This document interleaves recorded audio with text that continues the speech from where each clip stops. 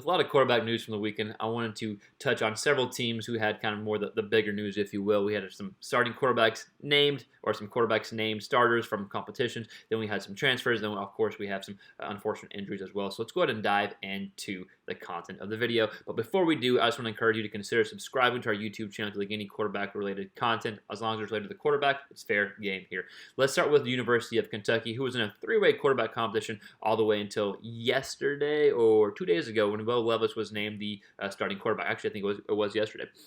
And so Will Levis, a transfer from Penn State, who just a few days ago we put out a film breakdown video of what Kentucky fans could expect. So I think this was one of the competitions where the writing was kind of on the wall. Will Levis had some very high praise this past week from camp. They talked about he really separated himself from the others. So I think it was only a matter of time. And in that competition was Bo Allen and then former Auburn quarterback Joey Gatewood, who is now reported that he is in the transfer portal as well. So what you can expect from Will Levis if you're a Kentucky fan, yeah, the ability to run. He's a good runner, but he's always wanted to be thought as a thrower first, with the ability to run as opposed to vice versa. And so that's kind of one of the main reasons why he transferred, and he just wanted the opportunity. So if we look at Will Levis' stats from Penn State the past few years, and again, it is limited because his starting time was limited, and he kind of was more a situational guy, but in 2019, he had 47 attempts, 223 yards passing, 2 touchdowns, 2 interceptions.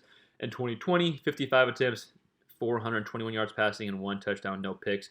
In those 2 years combined, he had 644 yards passing. And rushing, the number is a little more impressive. In 2019, he had over 200 yards, 213 yards to be exact. 2020, 260 yards, 3 rushing touchdowns in each season. So I think he's going to bring a lot of good things to the table for Kentucky, but still, interesting situation. Yes, he's named the starter. Gatewood is now in the transfer portal, and we have Bo Allen as the number 2 quarterback right now. And with quarterback Joey Gatewood transferring, let's see if we can pull it up here. I have the article, which I can link below if y'all want it. But just from Coach Mike Stoops talking about the transfer, he says, I told him how much I appreciate how hard he's worked. I know he's been through this before, so I knew it would be especially tough. Tough decision, not what we wanted to hear.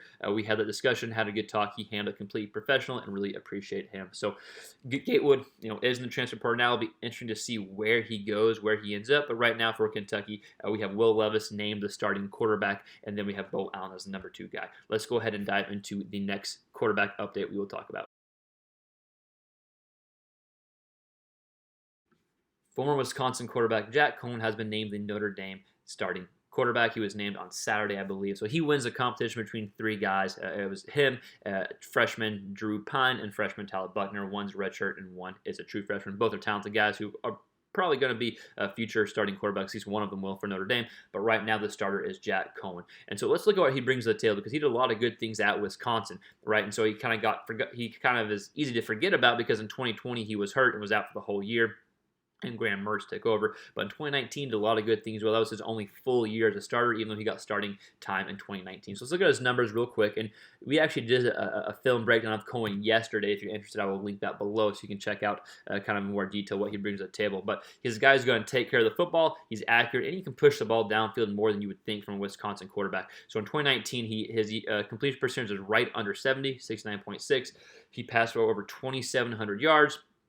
Had 18 touchdowns in the air, had 4 on the ground as well, and then 5 interceptions with a yards per attempt of 8, which is a fantastic. That's a very good yards per attempt when you pair that with his accuracy and completion percentage as well. And he took care of the football, only 5 interceptions. So that's all Notre Dame needs to do: take care of the football, complete passes you're supposed to complete, and then be able to hit downfield as well. So here's what Coach Brian Kelly said of the competition.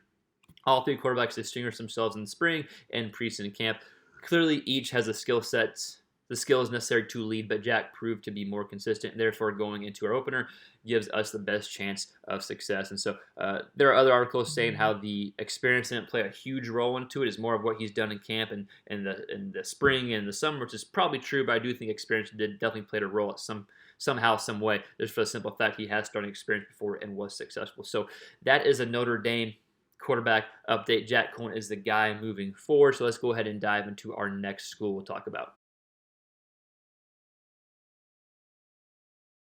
The South Carolina Gamecocks didn't get the best news this weekend as far as relates to the quarterback position, but it could have been a lot worse. As most people know, quarterback Luke Doty injured his foot this weekend, but it just seems to be a sprain, and he shouldn't be out as long as they initially thought. So it looks to be Jason Brown, the transfer from St. Francis, who we just did a video on, so I'd encourage you to go check out what he brings to the table. And then it looks to be the freshman Colton Gaither, who very talented guy as well, kind of battling for the #1 job right now with Luke Doty out. So let's go ahead and look at Shane Beamer's comments from the weekend from Luke Doty, just to kind of update everyone. Again, this was his doom and gloom speech, and so I encourage you to go check that out if you haven't seen it.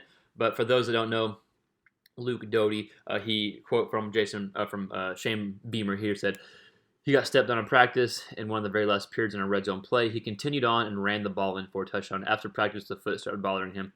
Right now, it's a sprain in the foot. Thank God it's not as serious as we thought. He's questionable for the first game right now. It's not season ending. Luke is in great spirits. He was out here today at scrimmage and left to get rehab work done to accelerate the process. We will evaluate in a couple weeks. I'm optimistic he'll be able to play in the first game, and if not, it will be shortly after." So that's good news, that even if he can't play in the first game, it seems like it shouldn't be too soon after, too far away after that.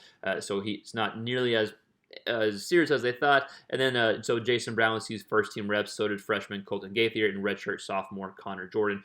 Beamer also said that current wide receiver and former quarterback Joyner even has a package to play quarterback as well. So I think that's good. That's obviously good news. It could have been a lot worse. So we hope Luke Doty recovers quickly and is back out in the field. But Jason Brown, the transfer from St. Francis, who is probably going to be the favorite to start week 1 if Doty can't, brings a lot of good things to the table. We just put a video breakdown if you're interested in that. But in 2019, he started at St. Francis, at FCS school. He had a completion percentage of 62.3, threw for over 3,000 yards, 28 touchdowns, and 6 interceptions.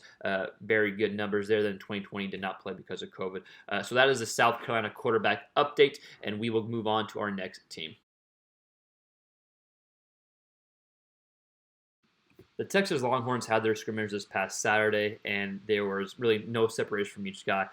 Let's look at Coach Sark's quotes from that, because both guys, according to Coach Sark, didn't really impress or didn't play acceptable football to him. He says, "Neither guy played up to the standard that I view as acceptable, and I think what they view as acceptable." He goes on to say, "Both guys going into next week have got to take the practice reps and then ultimately apply it to the scrimmage next Saturday." So they have a full week to get everything kind of corrected before the next Saturday scrimmage, and then hopefully one guy will kind of pull ahead. But at the very least, the positive takeaway is you'd rather have struggles in the scrimmage than within the actual games in the season. So again, something to watch. Casey Thompson, Hudson Cards, no one pulled away yet, but we'll continue to watch that quarterback battle. Let's go ahead and dive into the last quarterback update we're going to talk about today.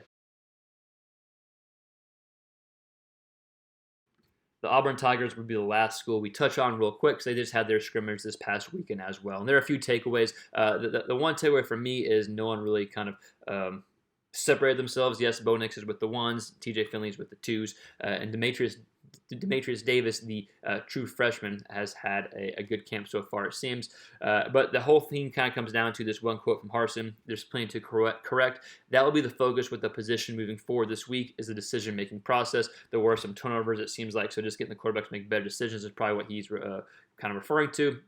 Harsin did get asked about the potential ability of having a 2-quarterback system if Finley can push Nix for the starting job.